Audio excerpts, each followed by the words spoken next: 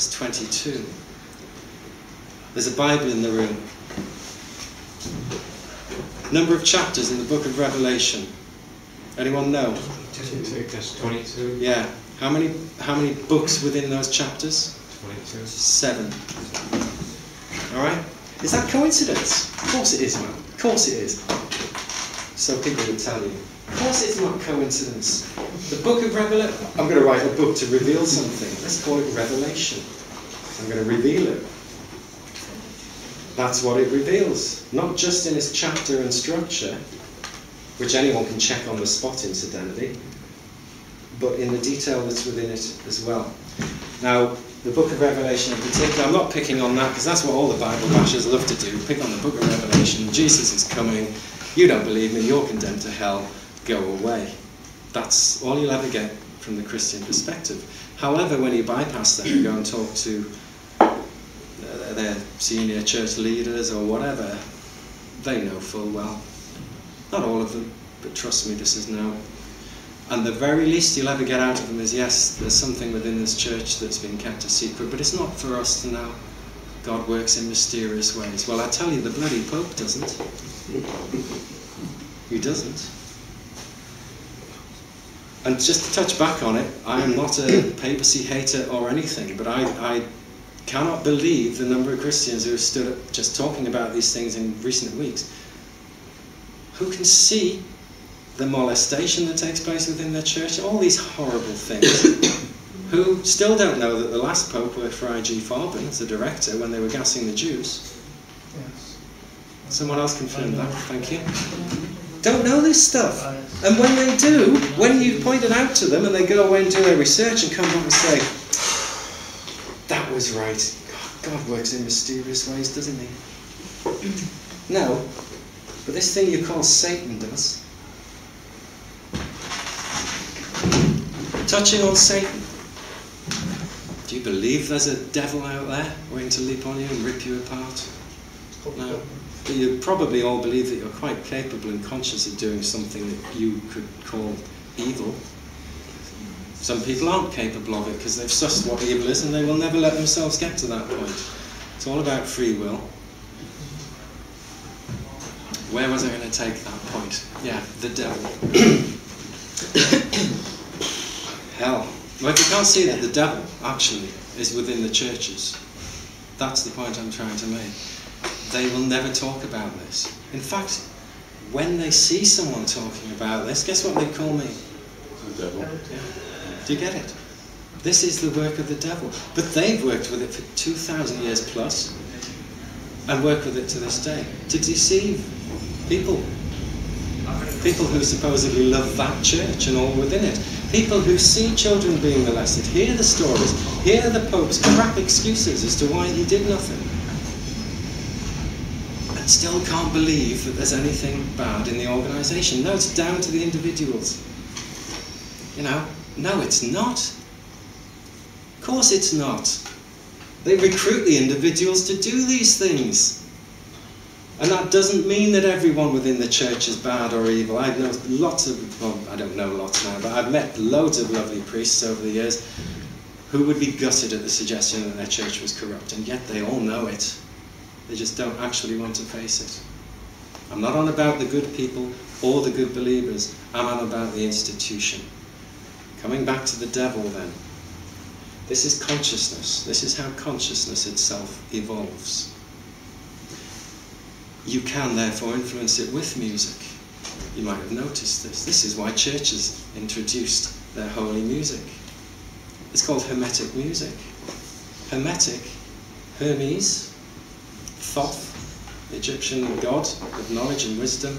This is what he imparted. It's Hermetic law. This is what all religion was based on, and it is what has been corrupted by fanatics and idiots over the intervening millennia. Okay?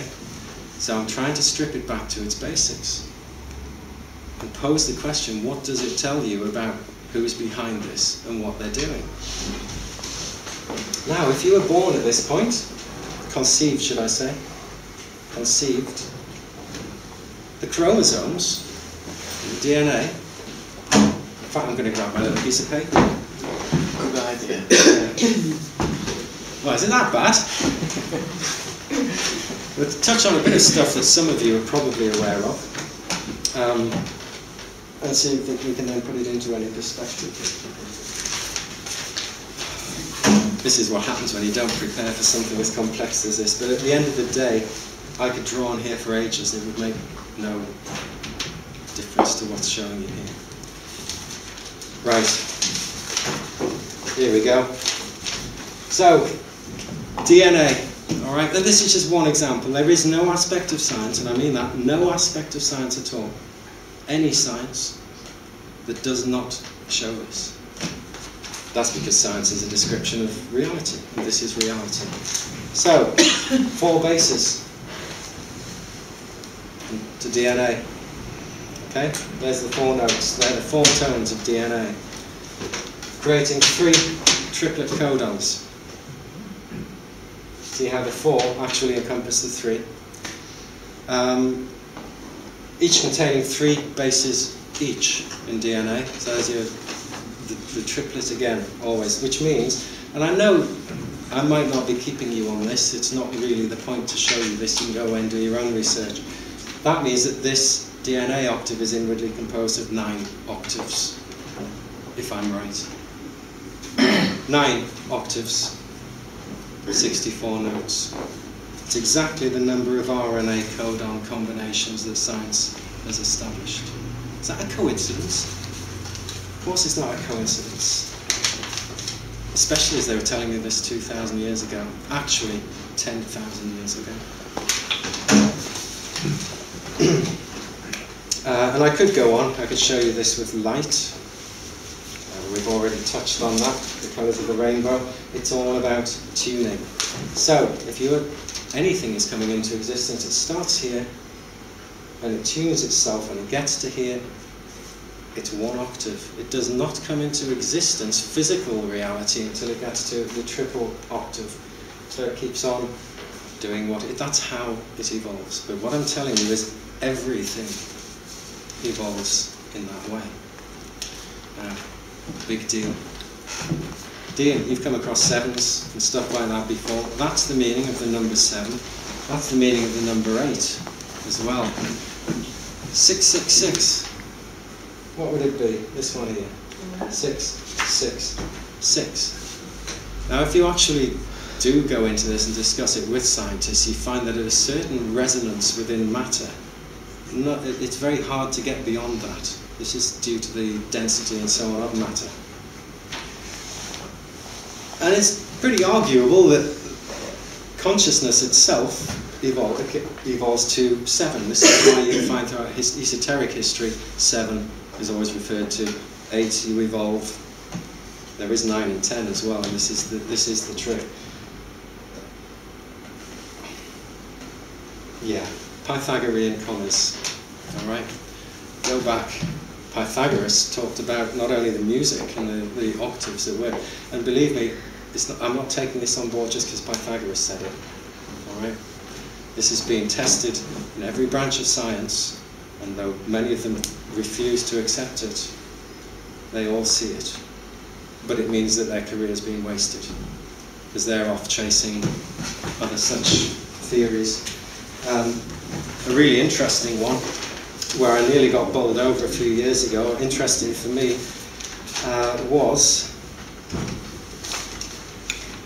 and I do need this piece of paper because it got bloody complex for me. Yeah, quantum chromodynamics. Anyone come across this one?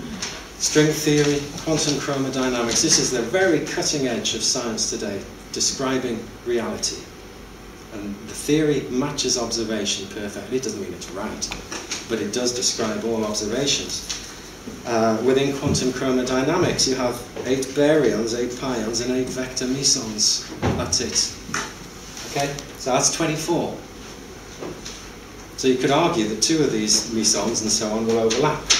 They'll be one and the same thing. You could argue that. And if you argue that with a scientist, they'll say, oh, actually, that's pretty interesting because, yeah, these 2 particles and those 2 particles keep cropping up, but they seem the same to us. Well, there you go then. So you've got 22 in reality.